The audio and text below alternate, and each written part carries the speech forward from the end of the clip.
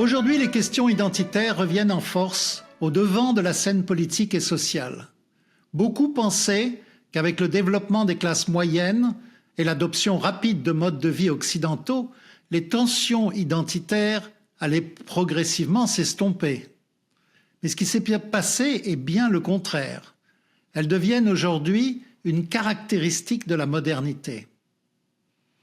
Mais pourquoi parler de l'identité dans une vidéo consacrée à la démocratie? C'est simple pourtant, parce que la focalisation sur les identités que l'on connaît aujourd'hui crée énormément de tensions, ne favorise pas les compromis et elle polarise considérablement les sociétés.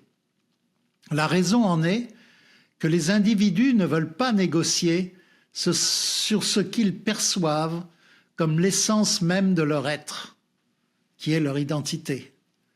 Les positions identitaires sont de plus en plus existentielles et les individus demandent une acceptation totale et entière de leur identité par les autres, voire essaient de les pousser à adopter la leur. C'est d'autant plus compliqué que les identités aujourd'hui sont fortement marquées par la culture, la religion ou les comportements sexuels et moraux.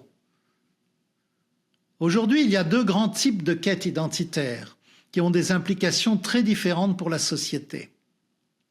Le premier type reflète un besoin de s'ancrer au passé, une volonté de retour à un ordre du monde régi par des règles anciennes qui précèdent l'arrivée du libéralisme.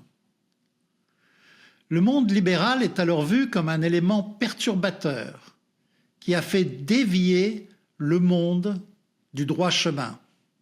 Ce besoin d'ancrage s'exprime la plupart du temps à travers l'affirmation d'identités culturelles et religieuses et une des raisons pour le grand retour du conservatisme dont nous avons parlé dans une vidéo précédente.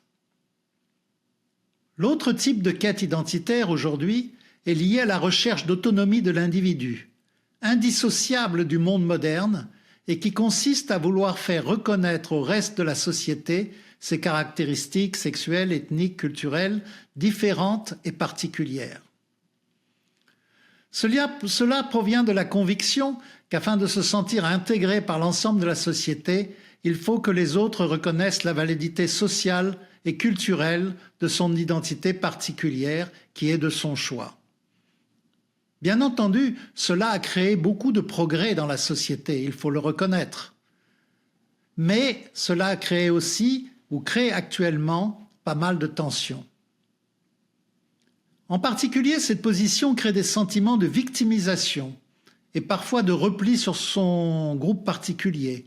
Ce type de quête identitaire est d'autant plus fort qu'aujourd'hui, il y a beaucoup de liberté dans le choix que l'on peut faire de qui nous voulons être.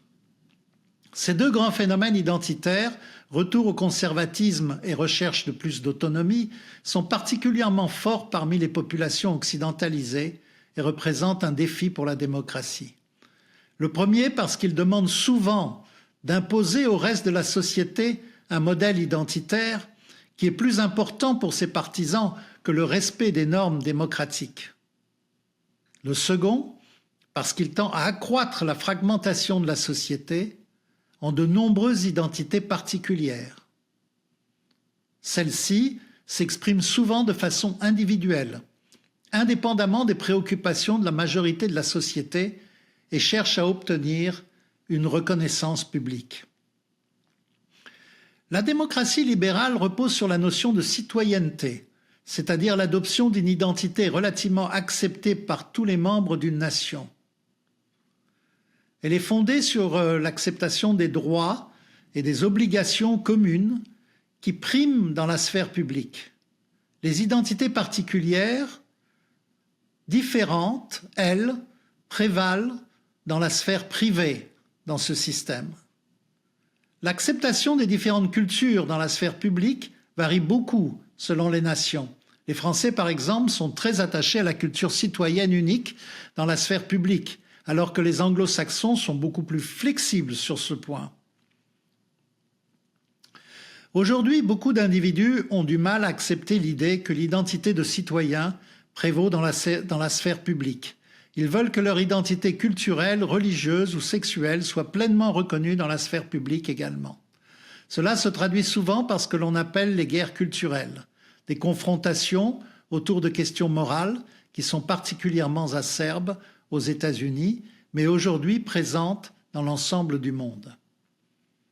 On peut penser aux questions autour du port du foulard en France, ou le problème de l'utilisation des toilettes par les transgenres. La quête identitaire pousse les individus à se rassembler en groupes fermés, ce qui accentue la fragmentation des sociétés dont nous avons décrite dans le chapitre que nous avons décrite dans le chapitre la vidéo précédente. La provocation ou la victimisation deviennent des attitudes très répandues. La victimisation en particulier est devenue caractéristique de beaucoup de mouvements identitaires et consiste à voir son identité bafouée par les autres. A contrario, l'affirmation de sa particularité identitaire sans tenir compte des sensibilités établies par les normes sociales et culturelles en place est aussi souvent interprétée par les autres comme une provocation.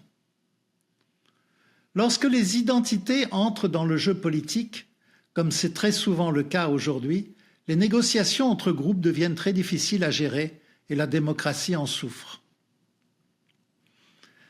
L'émergence des identités culturelles dans la politique est toujours une source de très forte polarisation. La primauté des questions identitaires en politique est une bénédiction aussi pour les populistes, car les sentiments identitaires ont un fort contenu émotionnel, facilement manipulable.